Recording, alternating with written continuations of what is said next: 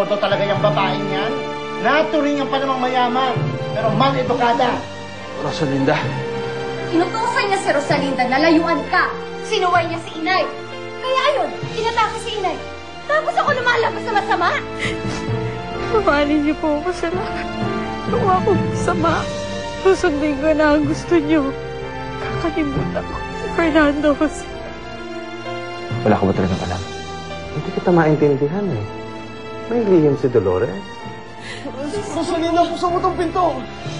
Paalam, Fernando Jose. Mahal na mahal kita, Rosalinda. Mahal kita, Fernando Jose. Pero wala naman ako pagpipilian. Kailangan ko gawin to.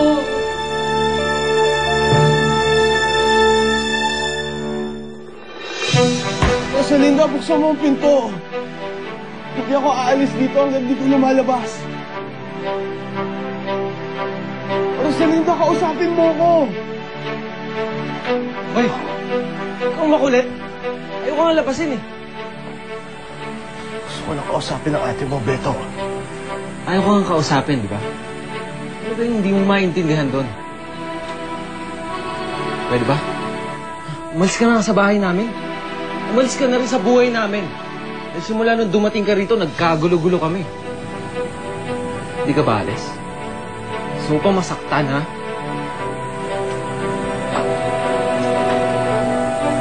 Ayoko ng gulo, Beto. Pues, ano pang iniintay mo? Ha? Patsi na!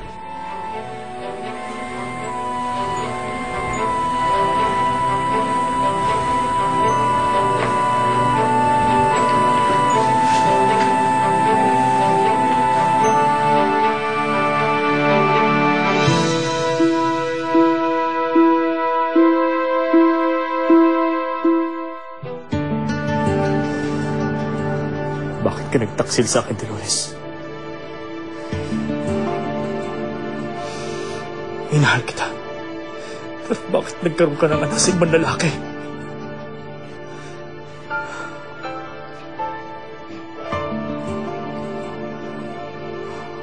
Bakit mo dinala sa hukay ang lihim mo? Sino sa mga anak natin babae?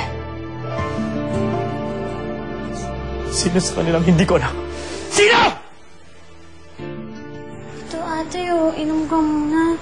Saka tahan na, ate. Tahan na. Salamat, Lucy. Ang sakit-sakit lang talaga ng dibdib ko. Parang pakiramdam ko na matayan na naman ako. So, talagang hiwalay na kayo ni Fernando Jose? Wala pa bang uniko iho ko? Wala pa, ma'am. Kasi kung nandyan na si Sir, saan naman sa pinto dadaan yun eh? Ikaw, hinipilosopo mo ba ako? Ma'am, hindi ko po gagawin. Ayoko mawalan ng trabaho. Tonto. Fernando Jose. Fernando Jose, mag-usap tayo. Ano pang gusto mo pag-usapan, ma? Iyo, alam kong galit ka pa sa akin. Pero hindi mo ako masisisi. Pinoprotektahan lamang kita doon sa babaeng iyon. Ngayon, hindi mo na ako kailangang protektahan pa, ma. Dahil hiniwalayan na ako ni Rosalinda. Wala na kami. Oo, ate. Hiwalay na kami. Tama yung ginawa mo, Rosalinda. Sigurado ako na matutuwa sa'yo si Inay. Yun naman yung huling habilin niya sa'yo, di ba? Alam na alam mo yun dahil nandun ka. Ngayon, mapupunta na sa akin si Fernando Jose.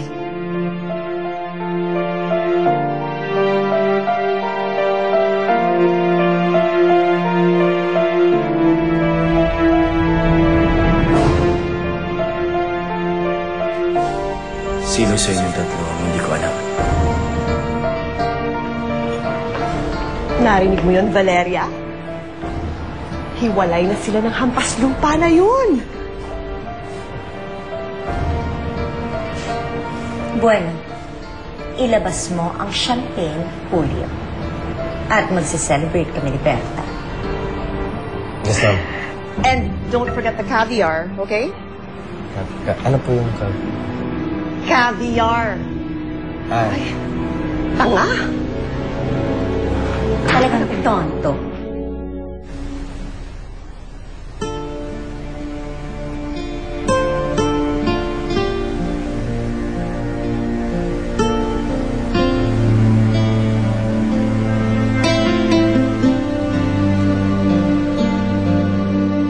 Mamaya na. Tawagan kita ulit. Okay. Thank you.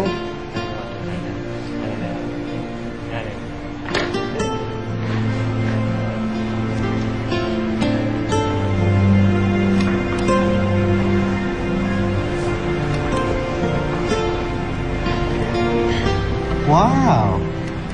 In fairness, ha? Pangit siya. Sorry po, Ninong. Ulitin ko na lang po. Hindi na. Ako na lang ang gagawa.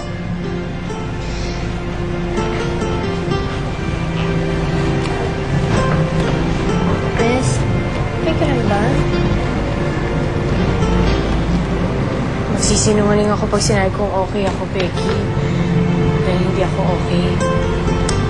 Dahil kay Fernando Jose. Siyang nagbigay kulay sa buhay ko, Becky. At ngayong wala na siya, black and white ng mundo mo. Eh bakit hindi kaya natin ibalik ang saya ng buhay mo? Fernando Jose?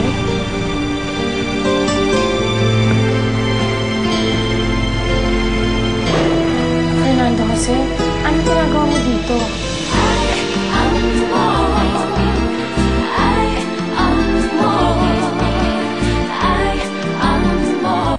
Oo nga. Magkahawig nga kami. 1, 2, 3. Gawin mo na lang ang kasunduan natin. Isang pamilyar na mukha na may mabigat na binabalak. Sana maging close tayo. Ngayong gabi, paano mo tatakasan ang nakaraan kung lagi ka nitong sinusundan? Minsan kahit mahal mo siya, hindi pa rin kayo magkakatuluyan. At wala kang magagawa. Minsan sasuko ka na lang. Sa tumitin,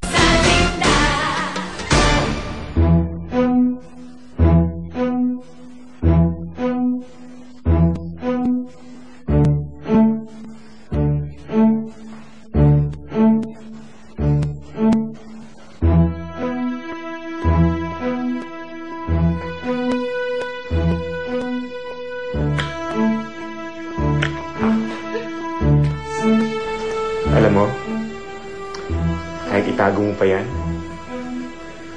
ang ganda-ganda mo pa rin.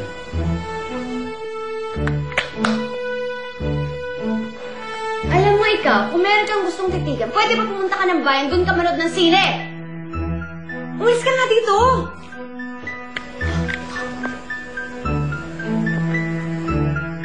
Hindi ka maaalis, ha? Hindi ka aalis? Umalis ka, sabi! Alis na. Relax. Saway ang kulit! Mare, ano bang ingay yun? Ayun kasi! Kulit na naman! Wow! Bagong makeup. Mukhang mamahalin ah. Pero kailangan kong mamumunan. Mamumunan? Sina Ninong at Becky talaga mga pasaway. Huwag ka nang mainis sa kanila. Ako naman ang nangulit eh.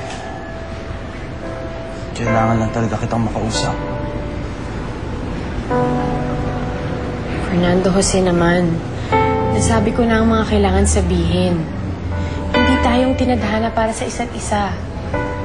Nasasaktan lang tayo pa palagi tayong nakikita.